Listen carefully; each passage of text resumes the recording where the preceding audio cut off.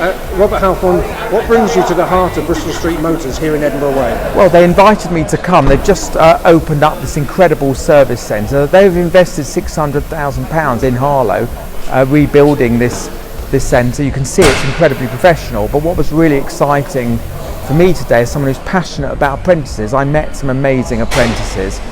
One of them, a mum who previously was looking after children, come here, is in charge of electric cars, fixing all the electric cars. She's doing a level 3 apprentice. I met a brilliant level 2 apprentice as well. So this company is investing in jobs. They've got 35 people, they've got 5 apprentices, and they're investing in funds. And it's yet another example of businesses coming back to Harlow, investing in our great town. So when I know you have an office here in Edinburgh Way, but when you hear of Edinburgh Way good news stories, a company got the Queen's Award for Industry a couple of weeks ago, that must gladden your heart.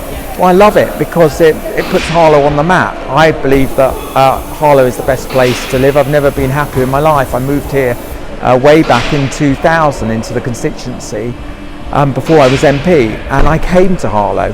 I'm not someone who's lived here in Lev, I actually came to live in Harlow. And business is coming to Harlow. It's good for our economy, it's good for our local businesses, it's good for our local shops, it's good for jobs for Harlow people. Friday is always your constituency day, so where else have you been? So usually Monday to Thursdays I'm usually in Parliament. So what I do on Fridays and often Saturdays and sometimes Sundays is I do a lot of visits around, and I visited Mark Hall School this morning. It was a brilliant visit. I had a long discussion with the head and also the soup head about some issues parents had raised with me. But the best part of it was meeting a whole group of some incredible students. And I sat with them, they gave me a presentation.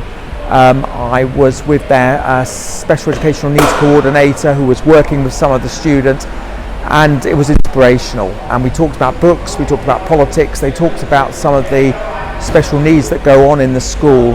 And if I had to say a favourite thing, I try and go to a school almost not quite every Friday, but almost every Friday in the constituency. I have to go to schools around the country. In fact, yesterday I was in a school in East London because I chair the House of Commons Education Committee, a university technical school, and that was brilliant too. So and after that I visited Green King because they own the Moorhen pub. They own actually 5 pubs in the constituency, or have a relationship with 5 pubs in Harlow and the villages, and I was meeting their apprentices as well. So today has been a brilliant day for my passion, which is education, apprenticeships and skills. And during the week you made several statements, and you've written articles in the Nationals about do you feel you've got answers that can solve the cost of living crisis, or perhaps soften the cost of living crisis? Well, I think the government have done a significant amount. So they've cut fuel duty by 5p. Everybody's had a rebate from bands A to D of £150 off their council tax. They've increased the national living wage. There's a national insurance tax cut for 70% of people who pay it. However, and I'm quite honest about this, that's my government. I want my government to do more to help people with the cost of living. You know, I met a person in a cafe who employed a cafe in Harlow the other day. She told me she's working 7 days a week.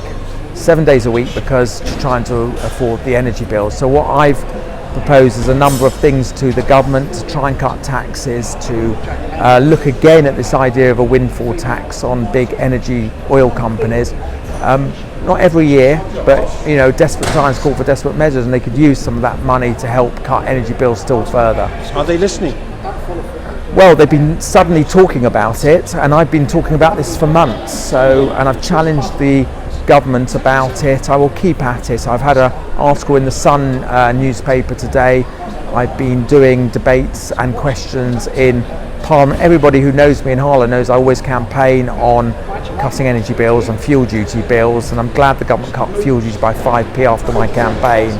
But you know, they've done a fair whack because it's 20 billion of taxpayers' money that they've spent, 22 billion, to try and cut the cost of living. And remember, one other thing, which is a scary thing, is that we have over £1 trillion in debt. This year alone, the public, through the taxes, we have to pay £80 billion of interest of the debt.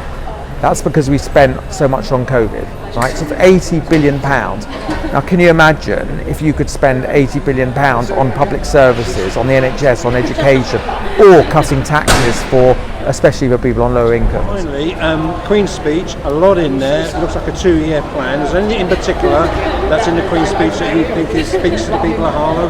Yes, I think the most important thing in the Queen's speech is levelling up, and that involves housing and schools and education. So the government are doing a lot of work to try and make sure we build more houses, because we need them. We need more houses. People aren't enough houses for Harlow. Some Harlow residents, you've got thousands on the waiting list. So we need to be brave and build. 95% of our land is not built on in our country. It's crazy. So. And also there was a big thing in the Queen's speech about investment in schools and helping disadvantaged pupils with literacy and maths, and also giving every adult the chance for a lifelong learning, to being able to take any course, whether it's further education, whether it's apprenticeship, or whether it is a university, to get the funding through a lifelong learning loan that they need. Robert Halfon, thank you very much for your time.